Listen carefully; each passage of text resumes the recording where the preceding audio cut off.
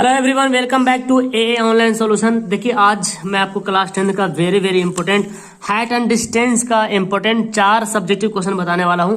और अगर आप ये 4 सवाल को पढ़ते हैं तो बहुत अच्छा आपका होने वाला है। आपको पता है कि मैथ एग्जाम में जो है ना हाइट एंड डिस्टेंस से एक सवाल तो कंफर्म आ ही जाता है, ठीक है ना।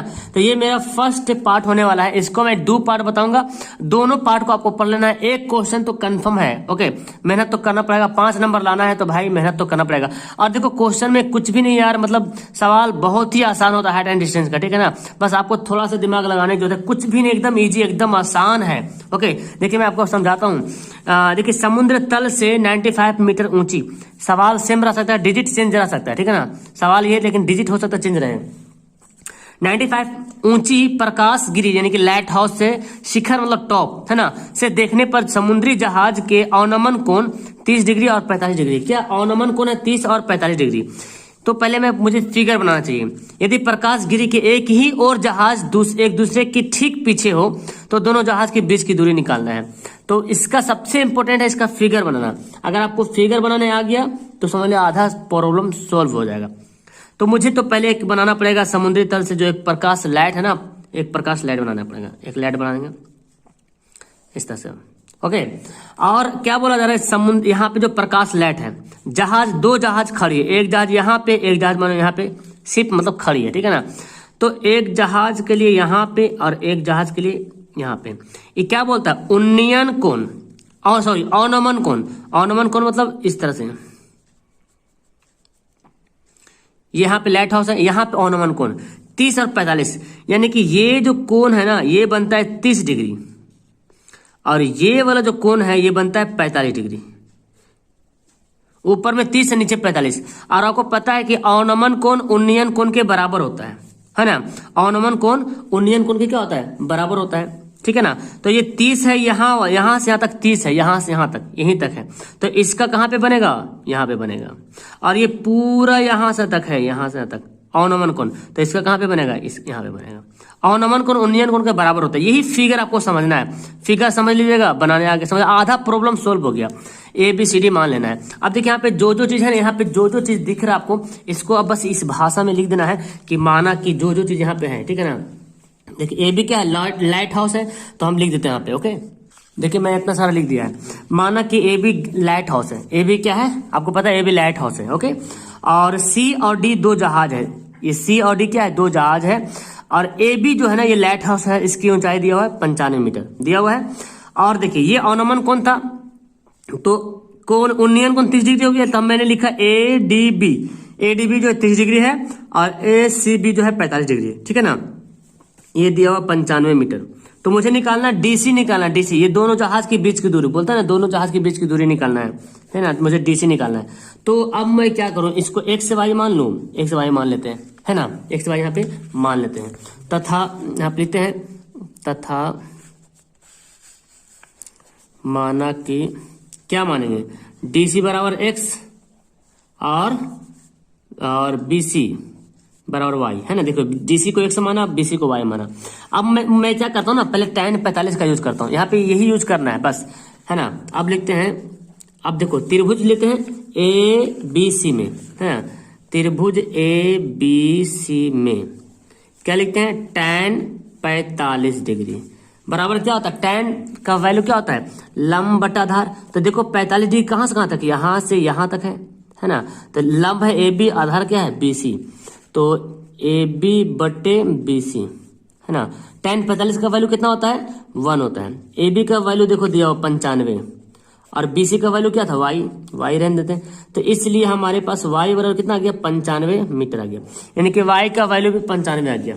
ओके, अब मैं क्या करूं, अब मुझे करना पड़ेगा tan 30 का वैल्यू निकालेंगे, है ना।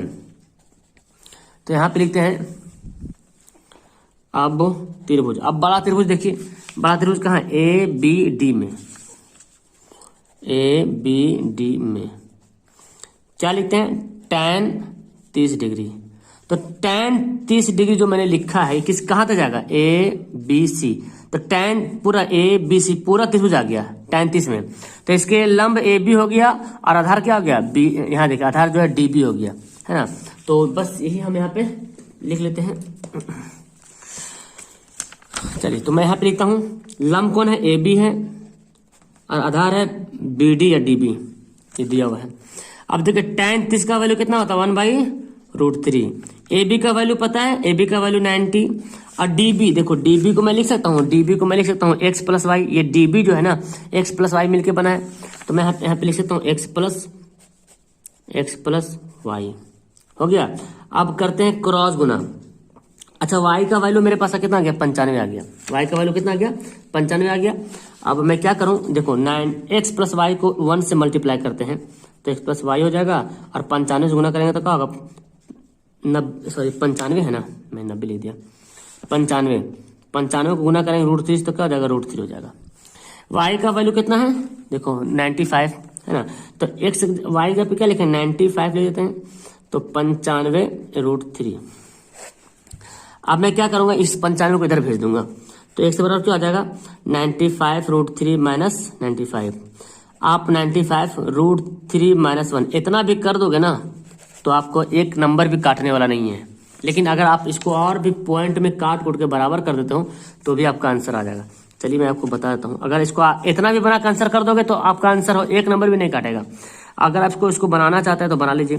√3 का वैल्यू होता है 1.732 माइनस 1, 95 इसको घटाएंगे तो 0.732 आएगा और इसको जब मल्टीप्लाई करेंगे तो 69.54 मीटर।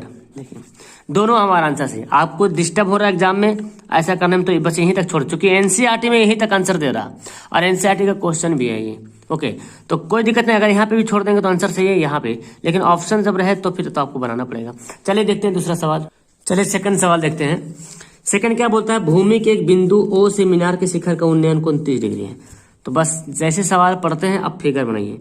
एक यहाँ पे मीनार है, भूमि है, भूमि के बिंदु O से मीनार के शिखर का उन्नयन कोण, यानी कि ये वाला उन्नयन कोण है ना, कितना है 30 डिग्री है। पहले बोल दे कितना है 30 डिग्री, मतलब ये पूरा जो यहाँ से यहाँ तक है ये जो है 30 डिग्री है। ठीक है, अब क्या बोलते हैं, एवं मीनार के शिखर पर ध्वज दंड खड़ा है। अब मीनार के शिखर के ऊपर क्या है, एक ध्वज दंड खड़ा है। तो मैं ना ऐसे करता हूं, मीनार के शिखर पर के ध्वज दंड के शिखर का उन्नयन कोण 60 डिग्री है।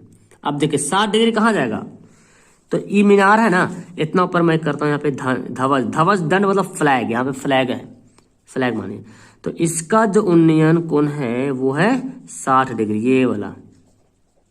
समझ आ रहा, जिसको मैं नाम रख देता हूँ, नामकरण करते हैं, ABCD कर देते हैं, ये A है, ये B है, ये C है, इसको DP जो करना कर दीजिए। ठीक है ना, देखिए तो देखो AB क्या है, मीनार है, सॉरी BC मीनार है, AB क्या है ध्वज दंड है ना जी, मतलब झंडा खड़ा है।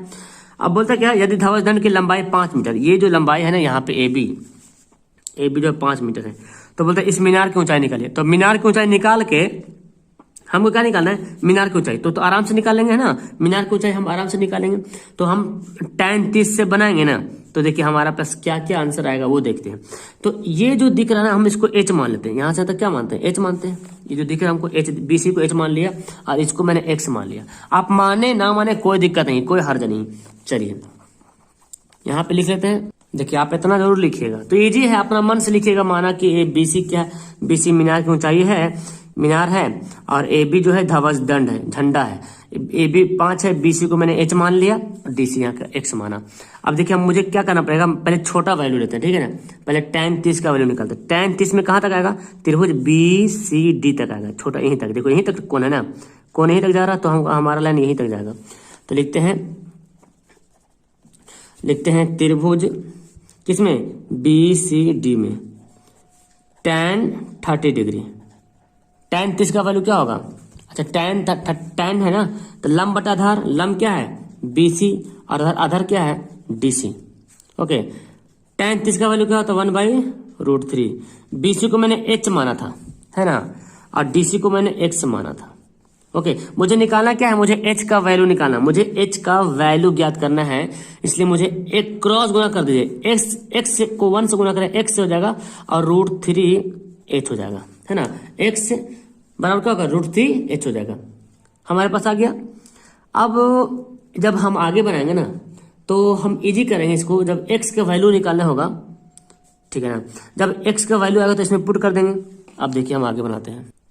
तो देखिए हो गया ना, x का वैल्यू आ गया। x का वैल्यू क्यों मैंने निकाला, क्योंकि मुझे आगे जब बनाना होगा तो x के वैल्यू आएगा, और x के वैल्यू की जगह जब बैठाएंगे तो h का वैल्यू आ जाएगा, और मुझे h का वैल्यू निकालना है, क्योंकि h है क्या, मीनार की ऊंचाई। अब क्या करते हैं, अब tan 60 लेते हैं ना, तो अब लिखते हैं यहाँ पे, अब वो त्रिभुज, कौन कौन त्रिभुज होगा भाई, देखो a, यहाँ देखो त्रिभुज, बड़ा त्रिभुज ACD है ना, त्रिभुज ACD में क्या लेंगे, tan 60 डिग्री बराबर। देखो tan 60 के बराबर मैं क्या लिख सकता हूँ, AC लंब है, आधार क्या है DC, तो लिखते हैं AC बटा DC। tan 60 का वैल्यू कितना होता है बाबू, √3 होता है। AC को मैं लिख सकता हूँ, AC को 5 + H, क्योंकि 5 और H मिल के AC बना है ना, AB और BC मिल के AC बना है, तो मैं AC को पूरा लिख सकता हूँ 5 + H, तो मैं यहाँ पे लिखता हूँ 5 + H। और DC कितना है, DC को तो मैंने x माना था, चलिए x लिया। अब देखिए क्या करेंगे, आपको x का वैल्यू निकल गया, देखो √3h है ना, तो इसको ऐसे रहने दो, 5 + H ऐसे रहने दो, x के जगह पे क्या लिख देंगे, √3h। अब क्या करो, क्रॉस गुना कर दो, इसके नीचे 1 छुपा हुआ है, तो √3h को √3 गुना करेंगे कितना होगा, 3, √3 को √3 गुना करेंगे 3h, और ये 5 + H। क्लियर है। अब इस h को इधर लाइए, तो प्लस वाला जाके क्या बनता है, माइनस बनता है ना। अब देखिए 3h में से एक h घटा दीजिए तो 2h हो जाएगा, बराबर 5, और h बराबर क्या हो जाएगा, 5/2, यानी कि 2.5 मीटर हो गया। अब लिख दीजिए मीनार की ऊंचाई है ना, अतः मीनार की ऊंचाई बराबर 2.5 मीटर हो गया। क्लियर है, दोनों ऐसे भी लिख दिया, कोई दिक्कत नहीं, पूरा लिख भी दिया तो और अच्छी बात है। तो उम्मीद है कि आपको ये सवाल समझ में आ गया होगा, बस थोड़ा सा लंबा बनता है, कैसे बोलते हैं ना, बड़ा हुआ तो क्या हुआ, जैसे ताड़ खजूर, उसी तरह से लंबा लंबा सवाल है, बनता है छोटा से। तो आइए सवाल नंबर 3 पढ़ते हैं। देखिए क्या बोलता है, किसी मीनार के आधार पहाड़ी की चोटी का उन्नयन कोण 60 डिग्री है। मीनार के आधार होना चाहिए और पहाड़ी की चोटी का उन्नयन कोण 60 डिग्री, यानी कि मीनार का आधार और पहाड़ी की चोटी का उन्नयन कोण 60 डिग्री, ठीक है ना। और बोलता पहाड़ी का आधार और मीनार के शिखर का उन्नयन कोण 30 डिग्री। तो मीनार की ऊंचाई अगर 50 मीटर है तो पहाड़ी की ऊंचाई क्या होगा। जाहिर सी बात, अगर आप बताओ मुझे इसमें पहाड़ी बड़ा होगा कि मीनार बड़ा होगा। मीनार मतलब कोई घर है, टावर है, और पहाड़ तो ज्यादा रहेगा, है ना, बड़ा ही रहेगा। तो देखो यहाँ पे सवाल उलट गया। एक सवाल इसी तरह सवाल आता है, मीनार अब भवन लिखता है, तो वहां पे भवन छोटा हो जाएगा, मीनार ज्यादा हो जाएगा, टावर, ठीक है ना। तो मान लेते कि पहाड़ी हमारा ये लंबा सा है, ठीक है ना, और समझ में आ गया, पहाड़ी जो है ऊंचा रहेगा और जो मीनार है वो थोड़ा छोटा रहेगा। अब देखिए क्या बोलता है, मीनार के आधार कहाँ मीनार का, ये वाला माने कि मीनार है, ये क्या है, ये जो है मीनार है, मीनार का आधार यहाँ पे है, और पहाड़ी की चोटी ये क्या है, ये पहाड़ी है, इसका चोटी कहाँ पे, ऊपर में। हम और थोड़ा लंबा करते हैं, तो मीनार के आधार और पहाड़ी की चोटी का उन्नयन कोण कितना है, ये है 60 डिग्री, ठीक है। और पहाड़ी के आधार, पहाड़ी ये है, इसका आधार, और मीनार के शिखर का उन्नयन कोण, तो पहाड़ी का आधार इधर है, मीनार का शिखर यहाँ पे है, इसका जो उन्नयन कोण यहाँ पे बनता है, ये बनता है 30 डिग्री, ठीक है। तो मैं इसका नाम देता हूँ ABCD।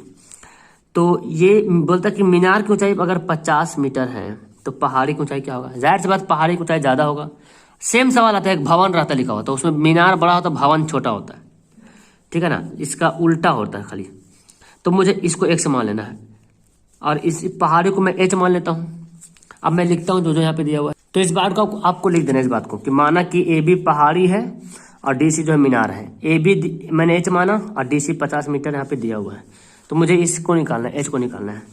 तो 1 बाय 1 पहले हम छोटा लेते हैं, पहले छोटा वाला चलते हैं, पहले इधर वाला, क्योंकि हमको आधार निकालेंगे तब नहीं बड़ा से निकालना होगा, तो पहले छोटा सा आधार निकाल लेते हैं, फिर इधर चलते हैं।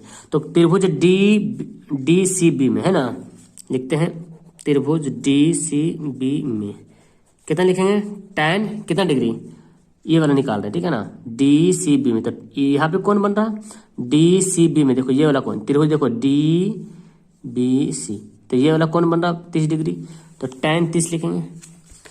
tan 30 बराबर क्या होता है जी, लंब बटा आधार, लंब क्या है DC, आधार क्या है BC, DC by BC। tan 30 का वैल्यू कितना होता है 1/√3, DC का वैल्यू 50, BC का वैल्यू x। क्रॉस गुना कर दो तो x को 1 से करेंगे x हो जाएगा, इधर से गुना करेंगे तो 50√3 मीटर हो गया, x का वैल्यू आ गया। तथा अब हम त्रिभुज लेते हैं ABC में, बड़ा वाला त्रिभुज जिसमें tan 60 डिग्री आएगा, ठीक है ना।